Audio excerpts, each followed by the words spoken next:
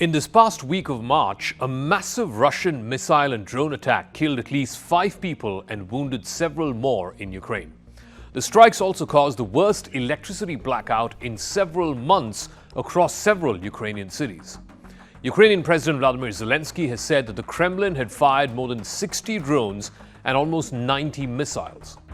8 of these missiles significantly damaged Ukraine's largest hydroelectric plant in Dnipro, briefly snapping power to the Zaporizhzhia nuclear plant. The largest nuclear power plant has been occupied by Moscow's forces since 2022. Moscow said the aerial assault was retaliation for the deadly Ukrainian strikes on Russian border regions like Belgorod and Kursk and the attacks on its energy infrastructure. Це наймасштабніша атака на енергосистему взагалі за весь період великої агресії. І вони використали більше ніж 151 засіб враження. Це міксована атака була і комбінація дронів і ракет. Насправді вони атакували по всій території держави енергооб'єкти, як об'єкти генерації, так і об'єкти передачі електроенергії. І, на жаль, ми маємо відповідні влучання. Тому я так скажу, що це, якщо порівнювати навіть зиму 22-23, коли взагалі були масштабні щоденні атаки, то тоді вони максимально використовували десь близько 100 засобів ураження одночасно під час масованих таких хвиль. Тому це перший раз така масована атака. І мета, безумовно, був блокаут держави повністю. From the 16th of March till the 22nd, in response to the shelling of Russia's territory and attempts to seize Russian border settlements, the Russian military claimed to have carried out at least 49 retaliatory strikes. The defense ministry in Russia put out a statement claiming to this effect. It is said that these strikes had targeted Ukraine's energy sector, its military-industrial complex, railway hubs, and places where Ukrainian troops and foreign mercenaries are stationed. Ukraine has carried out at least a dozen attacks on major Russian oil refineries since 2022, and that includes at least 9 this year alone. Kiev has also targeted several Russian oil terminals, depots, and storage facilities. On Crux Decode, will Ukraine's strikes on Russian energy infrastructure backfire? Or will it deny President Putin a key economic resource that is powering his war? And why does the key patron of this war, the United States, want Ukraine to halt these attacks on Russia's energy infrastructure?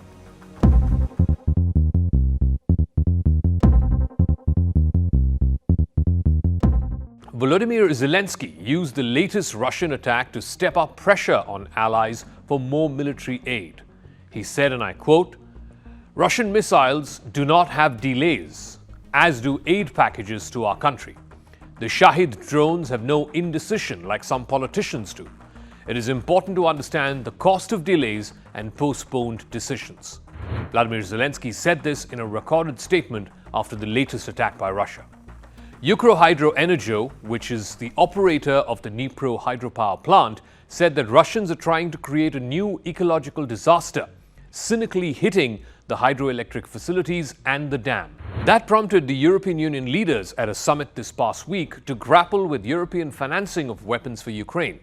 They asked the European Commission to explore all the options for mobilizing funding and report back by June.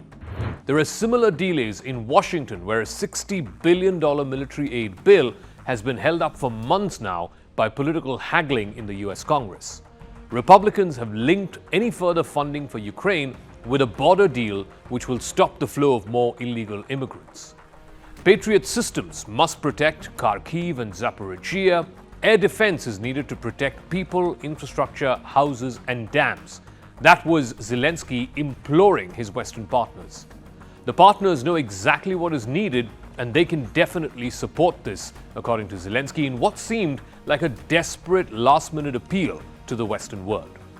Russia also launched its biggest attack on Kiev in weeks on the 21st of March.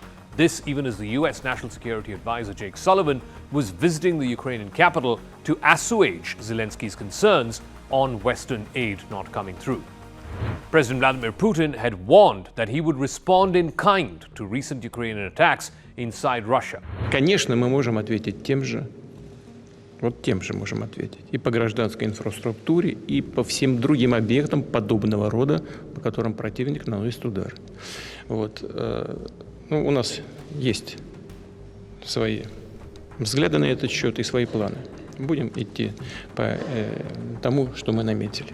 Putin's warning came as the Ukrainian Defense Contact Group met at Germany's Ramstein air base, and Pentagon chief Lloyd Austin vowed that neither Kiev nor the United States will back down. As President Biden has said, we will not walk away. Now, Putin hoped to isolate Ukraine. Instead, he left himself alone with Iran and North Korea. And that's a far cry from the some 50 nations of goodwill from all around the world who gathered again today. Our allies and partners are here because they understand the stakes. But despite Austin's bravado, Washington does reportedly want Ukraine to back down, at least when it comes to attacks on Russia's oil facilities. The US has asked Ukraine to halt any further drone strikes on Russia's oil refineries. There's also fear of driving up crude oil prices and provoking retaliation from Moscow. In fact, Moscow attacked Ukraine's energy infrastructure throughout 2023 before Kiev successfully struck several oil depots inside Russia.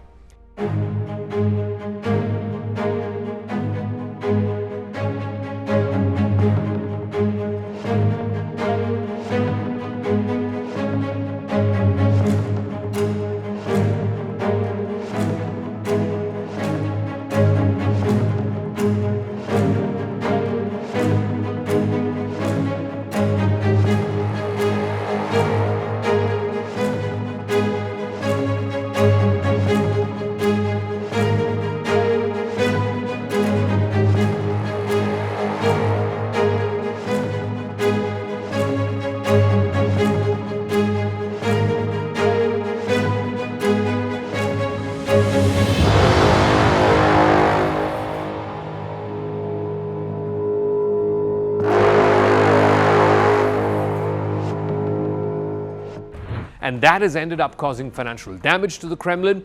Remember, Moscow still trades in oil and gas despite the international sanctions against it.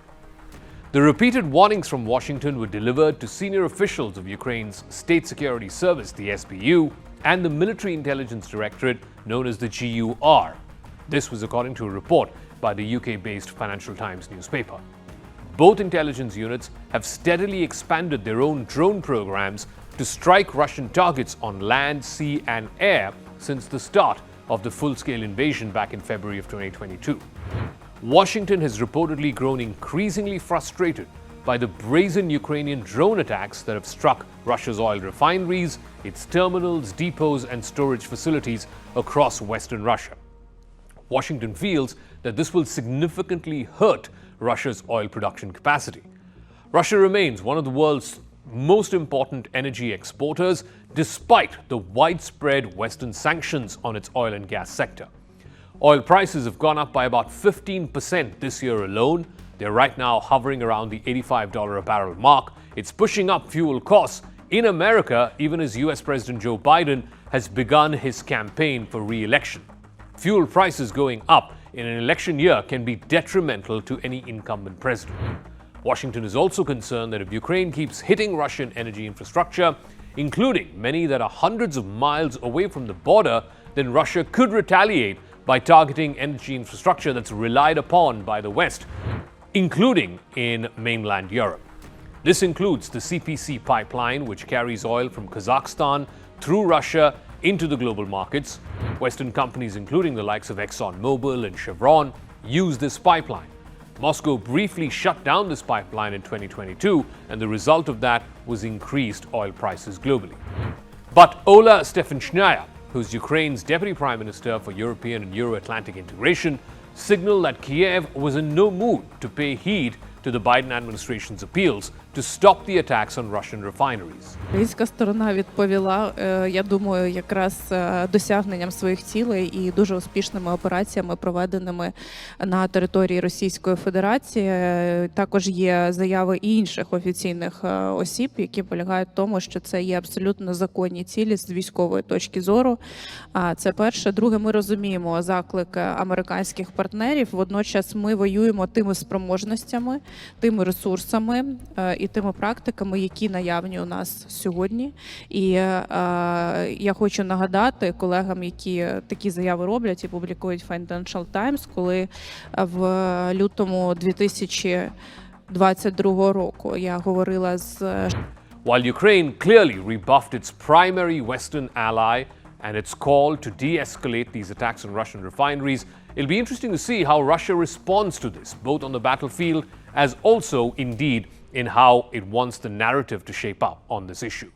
And whether Washington will be able to rein in Kiev, linking its behavior potentially to the passing of the stuck military aid bill through the US Congress, that remains to be seen. The last spring was about the famous Ukrainian counteroffensive, which turned out to be a dud. This spring could be a turning point in this war, which is now well in its third year. And because it involves oil and gas infrastructure, this will have ramifications far beyond the battlefield itself. This could potentially affect ordinary citizens of the world, including in the developed and in the developing world, by pushing up energy prices in a significant way.